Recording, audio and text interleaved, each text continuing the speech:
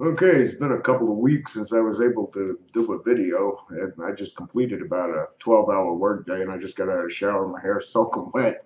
But I happen to have some free time this evening, and I thought I would go ahead and continue Quackaholics, Anonymous Subtle Mind Manipulation Tactics and Tricks. And I think the whole overall purpose in trying to put together this particular series on the channel was to ultimately prove that it is a cult. Uh, which of course I don't need any more convincing on that, and I don't think a lot of the people who watch this channel really need that much convincing to believe it is a cult. Otherwise, you probably wouldn't be watching a channel that says Quackaholics Anonymous. But anyway, I the last two videos, the first video I touched upon, I kind of talked about the way they isolate you, and I continued a little bit further in the second video with it as well. And they keep you in a bit of an echo chamber where they don't give you any information, or where you don't ever hear any information on alternatives or other ways to get sober, or any other kind of any type of methodology that doesn't involve complete abstinences, or complete abstinence, not abstinences, but you know, the type of dichotomous thinking they instill in you, and the way that anything that's questionable to their little dogmatic approach to addiction is kind of met with scorn, and it's kind of met with mockery. And it's, you know, it's another way that they also kind of manipulate people into their, what I called it, peer pressure in the other two videos, where you kind of see from the get-go when you're in this society, if that's what you want to call it, what's acceptable to say and what's not acceptable to say. And I also touched upon the way they get into your thinking. They get you off your feet by telling you that you can't trust your own thoughts, that your own thoughts are inevitably bad for you, and that your own thinking, your own willpower, your own self-control, your own determination is inevitably going to lead you down to a path of destruction and drunkenness and death.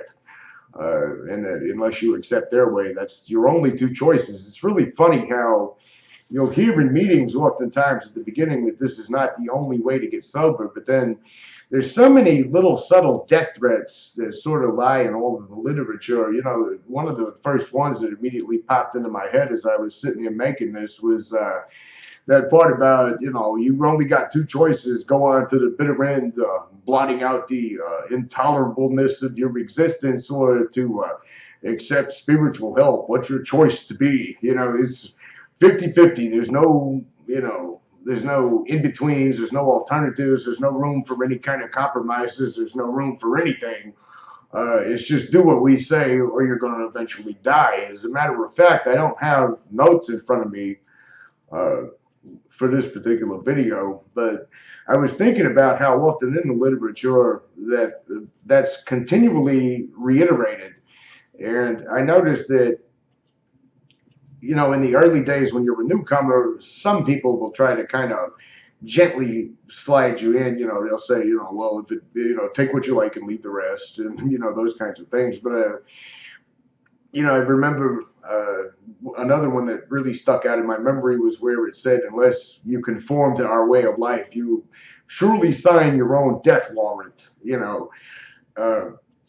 And of course, none of this stuff is ever made clear or obvious at the beginning to new people, or in any of their promotional literature that they show to the public.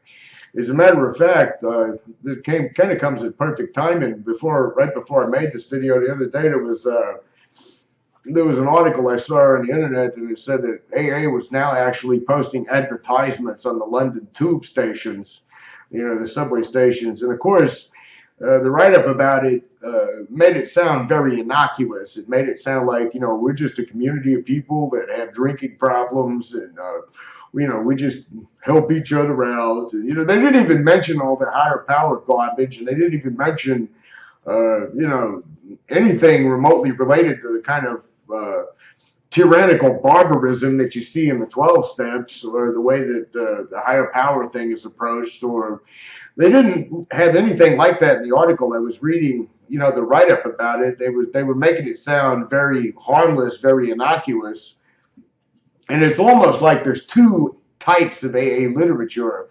There's the literature that they give to the public to read. There's the type of AA that you see in open meetings, speaker meetings, and birthday meetings when, you can bring family and friends, and they make it look like, it's just a little community of people that's just trying to help one another overcome a common problem. What could possibly be wrong with us? I mean, we're just nice people. We might ask you to pray to God once in a while, but what's wrong with that? I mean, by and large, I know here in America, we haven't strayed very far from our Puritan roots enough that, they don't tell you that their version of religion, they don't tell you their version of turning things over to God is a very twisted form of religion. It's not like anybody's, they use broad terms like spirituality, or they'll even, say among people who are religiously inclined, that it won't conflict with your own religion. But then when you get into the actual program and you get, through the 90 meetings in 90 days, and you're subjected to nothing but their, I guess you could call it their newspeak or cult speak. Newspeak comes from 1984, Orwell. Then a whole different picture emerges. All of a sudden, there's not this, we're just a nice, friendly neighborhood self-help group any longer. Now we're all of a sudden an organization that you got to do what we say. You're headed for death if you don't. You have to swallow everything, and you have to get rid of your own thinking, and you have to just surround yourself with us, and you have to empty yourself out and be nothing but an empty shell, and let us fill your soul, And it's an interesting thing I brought up 1984, because I remember when I first started to question AA, I guess, or when I began to have my doubts about it, when I began to say, there's just something about this that don't sound right, and I made a few excuses for it at the time. I should have gone with my gut instinct, but I'd been hearing in the rooms. I think I was programmed enough and brainwashed enough that I just kept saying, well, because there's things about this program that bother me, and there's actions that I see going on by members that disturb me. That doesn't mean the program itself is inherently bad. I kind of had the same self-defense mechanism as a lot of the cult members that I argue with online. But I remember saying to someone one time, and of course it sailed right over their heads, I said, George Orwell would have had a field day with AA when it comes to the concept of doublethink. And they didn't know who Orwell was. And 1984 was actually very profound for me. In 1993 is when I read that. It wasn't that popular in high school. It hadn't become a cliche in society. By the way, not trying to be political here. I said I wouldn't be political on this channel because I've noticed both the political left and the political right oftentimes accuses the other side of being like Big Brother in 1984. And it's kind of tragic to me in one way that it's become kind of a buzzword, because I don't know if it's because I was so obsessive about that book and I read it so much, and I read the history about Orwell himself, and I studied a whole lot about that thing, the whole entire negative utopias that came out in the 30s and 40s, tied in part to World War II. I'm not going to ramble, I promise, but as a matter of fact, I've often wanted to do a video on it alone. It wouldn't be quite on topic with AA unless somebody asked for a video on it. I'd be more than happy to do it, because I pored over that book. I knew it inside and out. It had such a devastating effect on me. But the thing that really horrified and frightened me about it at the time I read it was the fact that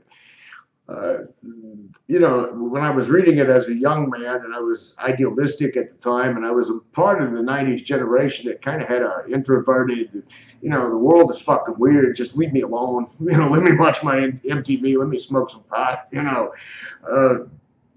The thing that I remember that really terrified me the most was the way that the ruling hierarchy, Big Brother, the party, whatever you want to call it, could actually get in your mind, and actually through manipulation, torture, brainwashing, whatever, could actually make you believe that your previous way of existence and my screen just blacked out. I got to do the mouse. Your previous way of life before they got a hold of you was so inherently bad, so inherently flawed. I remember in one of the dialogue scenes, they between the protagonist and the party official, you know, the party official says, "We don't care about your stupid crimes. We care about the way you think." Now, I know already what's going to happen. Some quackaholic out there watching this is going to say, he's trying to compare AA to 1984 Big Brother. You know, this is bullshit. Well, the thing that I think that I didn't touch upon in the last two videos that I feel is almost poignant here to touch upon is the way they screw with your emotions. I didn't really think about it until I had some retrospective time away from it, as a matter of fact. Just how often that the way, and I'm not talking about just your thinking, you know, they've already got you off your feet about your thinking. Your thinking is inherently bad. But they don't stop there, really, when you think about it. They have to go a little bit further, and they have to say everything you feel is wrong. I brought it up, I know, in multitudes of other videos before this one, where they say things like feelings are not facts, where they say things like, you know, I don't care about how you feel, and where they will demean you, and where you're looked upon as having personal, individualized feelings and emotions, particularly, and it's really disturbing to me now that I think about it, particularly genuine emotions are generally ridiculed, they're mocked, they're scorned. I've seen people share in genuine emotional pain. I've seen people share you know, from what I felt was a very real place, where I felt they were actually pouring their heart and soul out. And I would look around the room and I noticed the more, I guess you could say, the more elite class of AA, you know, were sitting there kind of snickering at him and, you know, kind of giggling at him. And, you know, it was almost a mockery to be genuine. In fact, that was another disturbing aspect I noticed about AA. They had a way of pulling everybody down to this level of making you feel like that everybody who has an addiction problem is very base, is very, even if you do a good deed, you've got some kind of ugly ulterior motive. If you try to do any kind of, if you really do have a genuine feeling of affection for someone, you know, they'll try to attack that. They'll try to say, you know, you just want sex, you know, and they'll say you're really insecure when you're looking for them to solve all your problems, you know.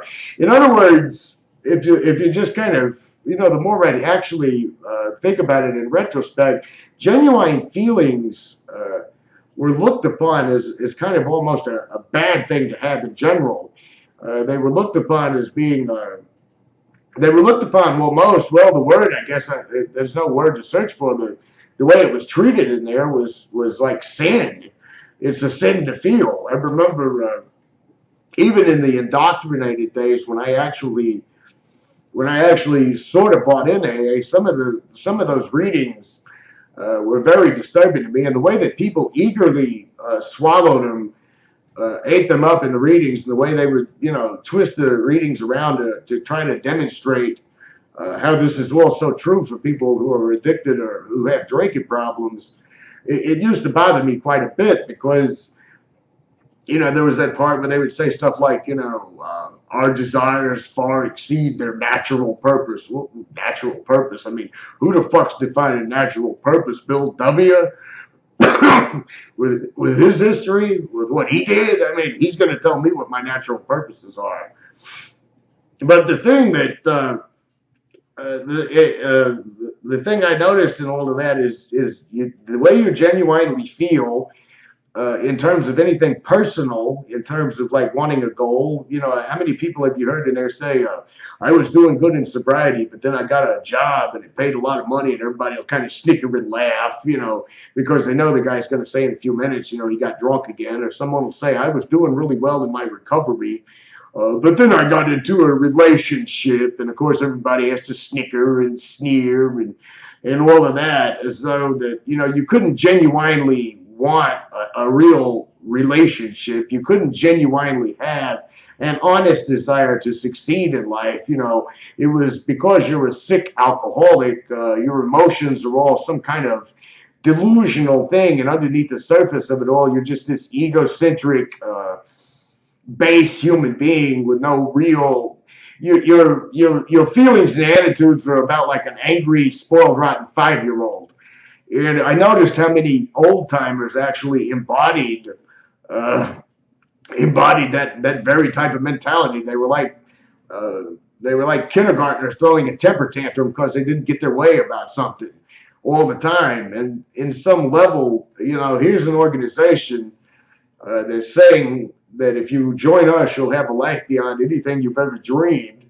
And the so-called life beyond anything you've ever dreamed is sitting in those rooms talking about what a waste of flesh you really are, and talking about how your thinking is totally forever ruined, that can never be mended or recovered or cured or anything like that.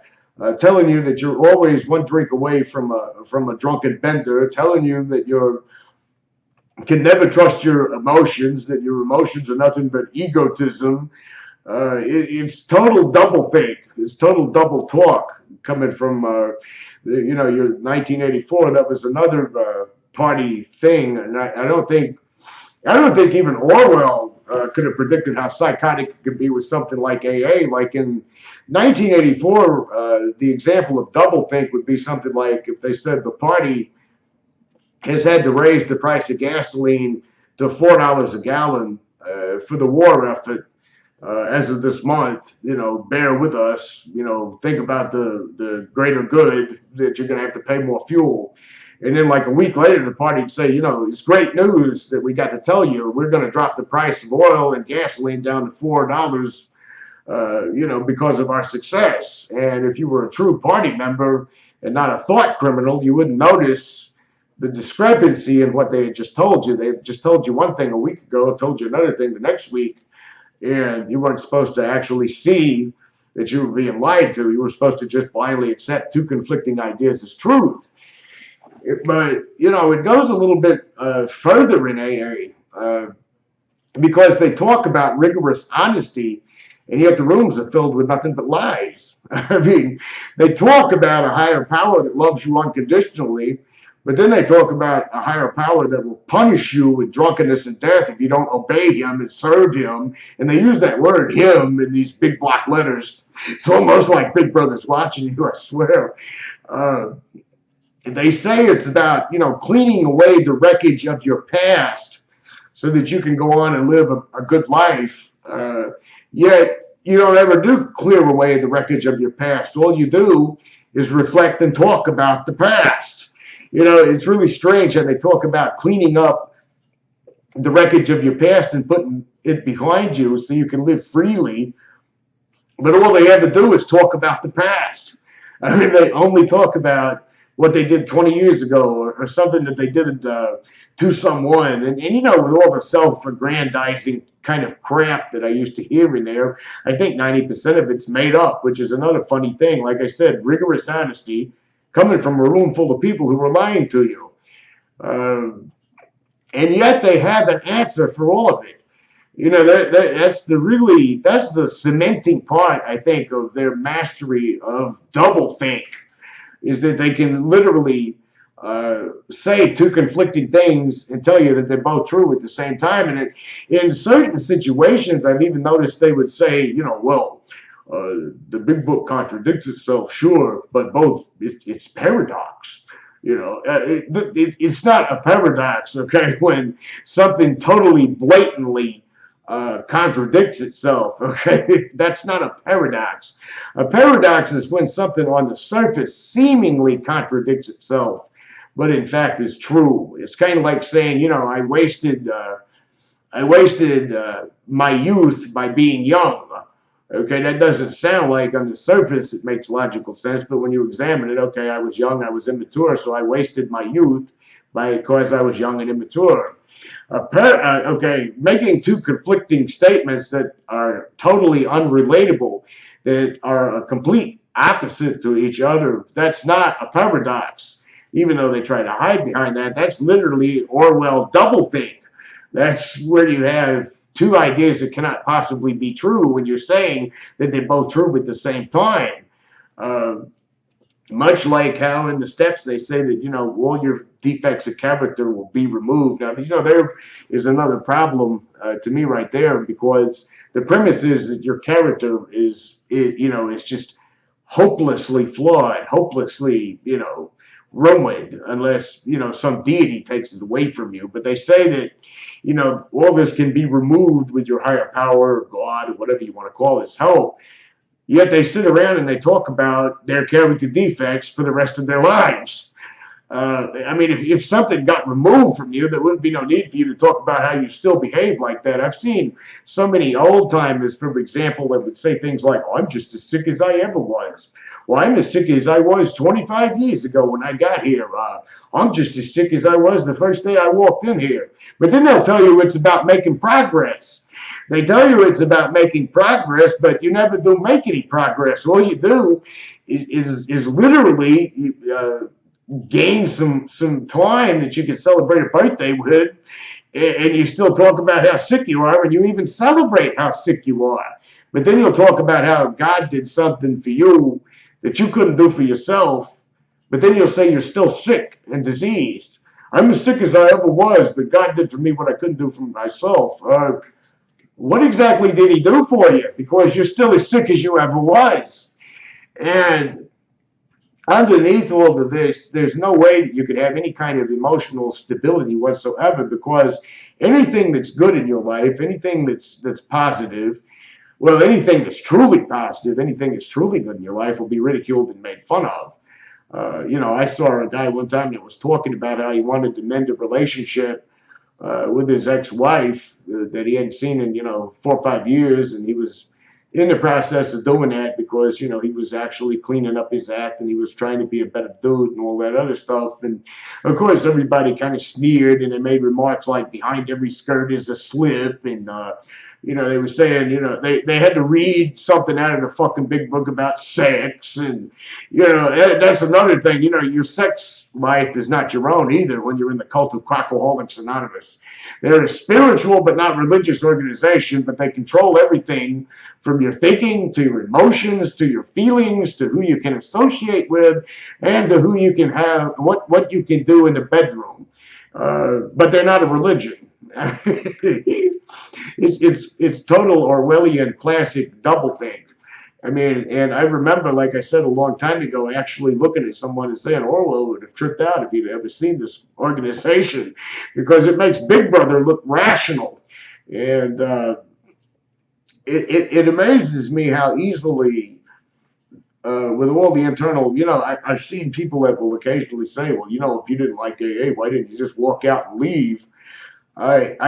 It's kind of hard to describe for someone who's caught up in the middle of all of that to really explain how easily it is to get sucked into it, and how you really can let the programming eat up inside of you to the point you really do believe if you quit or if you leave, that you will drink yourself to death. And there an example is what my own life became before I left AA. It was a complete and utter contradiction.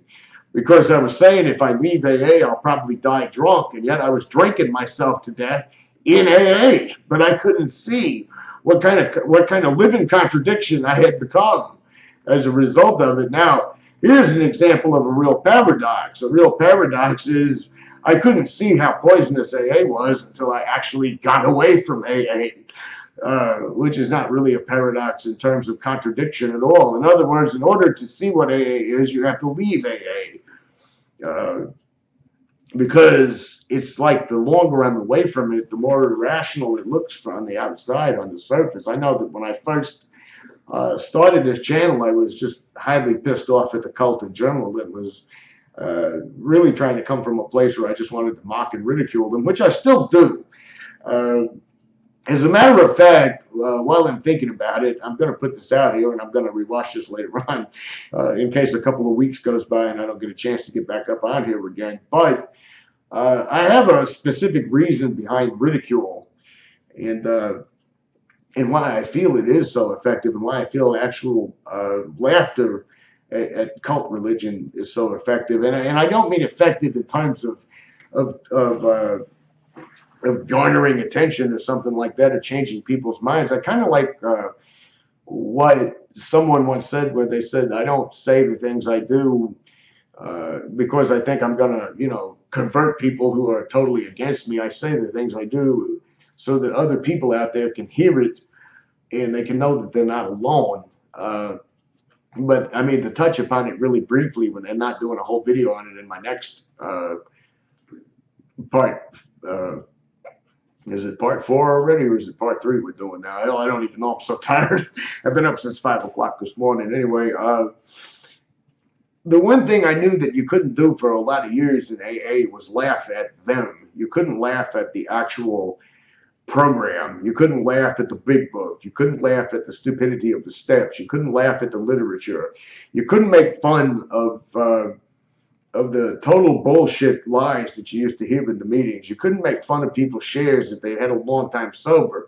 There was an acceptable type of humor. Another aspect, a controlling aspect of cults that I want to bring up in the next video, in regards to emotional control. They control what you can laugh at and what you cannot. You can laugh if somebody's self-abasing themselves, if somebody's sitting in there saying the most sick-ass shit possible. You know, you can laugh about that. I've seen people actually laugh at some of the most horrid tales that I've heard. And, you know, it was perfectly acceptable. Like, you know, I knew a guy that mentioned that he shot his ex-wife's dogs because she had left him. And then he said something about, I've never really been a dog person anyway, or something like that. And everybody just busted out laughing about it. And you know, I don't see a fucking thing to smile about in a situation like that. But what disturbs me even further is a few people said, well, maybe he was just exaggerating for his tale. Well, the fact that he wanted to exaggerate a tale like that kind of tells me all I need to know. I mean, you know, I can't even imagine wanting to make up a story like that, let alone brag about a story like that or tell it like it was something to be proud of. But I've heard far worse things shared in meetings, and people would die laughing about it like it was okay. As long as you're self-abasing yourself, or as long as you're self-abasing people who have addiction problems, as long as you're running them down, as long as you're insulting them and putting them down, that's perfectly acceptable humor. But if you make fun of the traditions, or you make fun of someone's shares, or if you make fun of the literature, or if you make fun of anything that's considered sacred in Quackaholics Anonymous, then it's considered a crime. You know, I was about to get into the whole entire subject about laughter being controlled in meetings, and I was gonna, but I'll just save that for the next video. I've already gone 30 minutes, which is pretty good for a guy that's about to fall over and sleep for about 4 or 5 hours before he has to get back up and go to work and do it again. Anyway, I'll see you guys hopefully next week and not a couple of weeks this time. But until then,